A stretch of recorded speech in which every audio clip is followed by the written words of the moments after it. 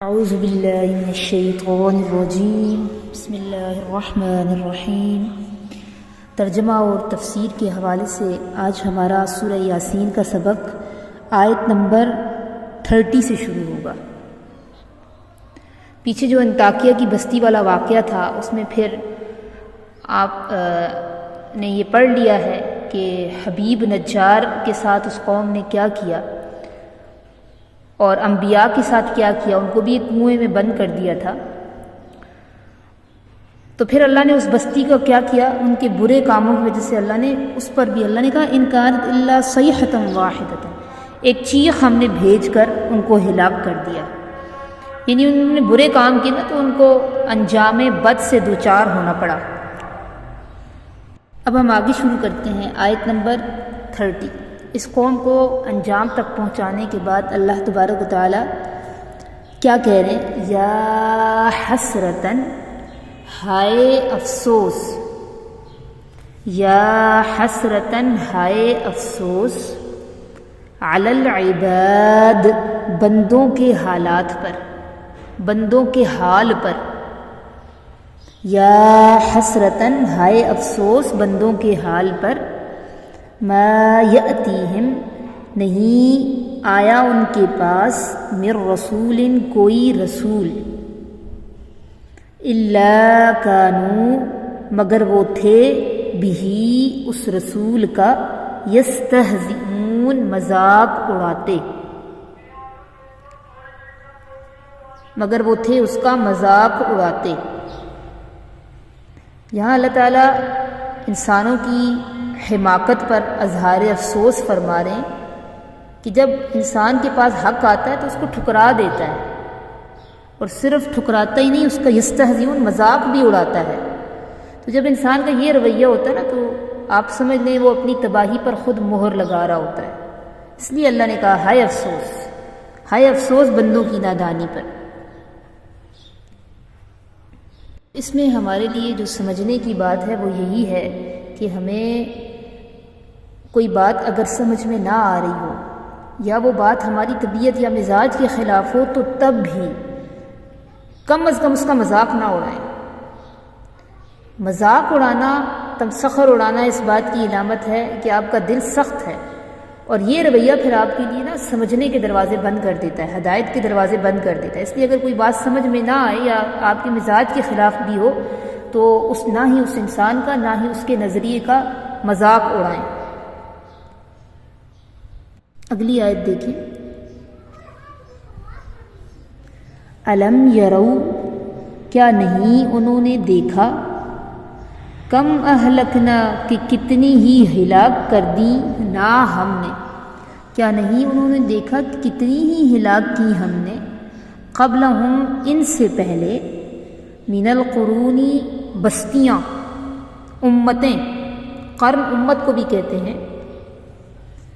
کیا نہیں انہوں نے دیکھا کہ کتنی ہی ہلاک کی ہم نے، قبلہم، ان سے پہلے، من القرون، امتیں،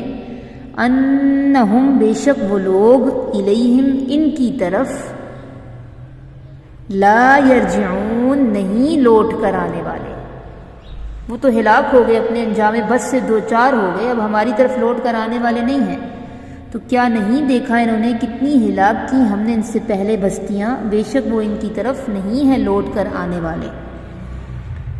یہاں اللہ تعالیٰ ہمیں کیا سمجھا رہے ہیں،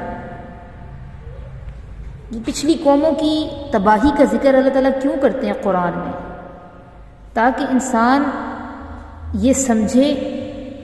کہ اسے اللہ تعالیٰ نے ایک مخصوص وقت تک کے لیے مہلت دی ہے، بالکل ایسی جیسے ان قوموں کو مہلت دی تھی، اور تاریخ سے انسان عبرت حاصل کرے، ایسے واقعات سے سبق حاصل کرے۔ یہ پچھلی قوموں کے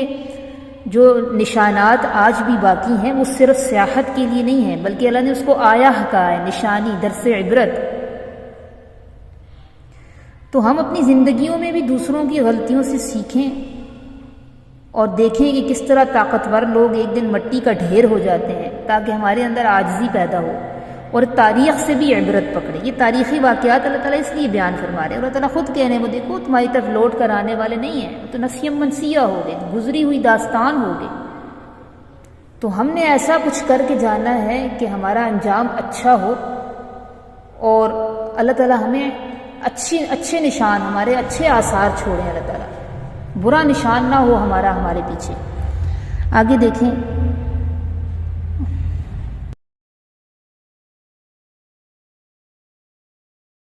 وَإِن كُلٌّ لَمَّا جَمِيعٌ لَدَيْنَا، وَإِن یہاں پہ نافیہ ہے، یعنی نہیں کے معنوں میں ہے، وَإِن اور نہیں ہے، کُلٌّ سب لوگ، لما مگر، جمیع لدینا وہ سب کے سب، لدینا ہمارے پاس، وہ سب کے سب ہمارے پاس، محضرون حاضر کیے جائیں گے، نہیں ہیں سب کے سب مگر سب کے سب ہمارے پاس حاضر کیے جائیں گے۔ یہ تاکید ہے جملے میں، اس کا مطلب یہ ہے کہ کوئی بھی نہیں بچے گا کائنات میں، کوئی ایک انسان بھی ایسا نہیں بچے گا جسے حساب کے لیے پیش نہ کیا جائے، ٹھیک ہے، سب کے سب کو حاضر کیا جائے گا، نہیں ہے یہ سب کے سب مگر سب کے سب کو ہمارے سامنے حاضر کیا جائے گا۔ تاریخ سے عبرت پکڑنے کے بعد ہمارے لیے جو تیسرا نقطہ ہے اس میں، وہ یہ کہ ہمیں ہر وقت اکاؤنٹیبلٹی یعنی جواب دہی کا احساس بھی ہونا چاہیے۔ جب انسان کو یہ احساس ہوتا ہے نا کہ ایک دن اس کو اللہ کے سامنے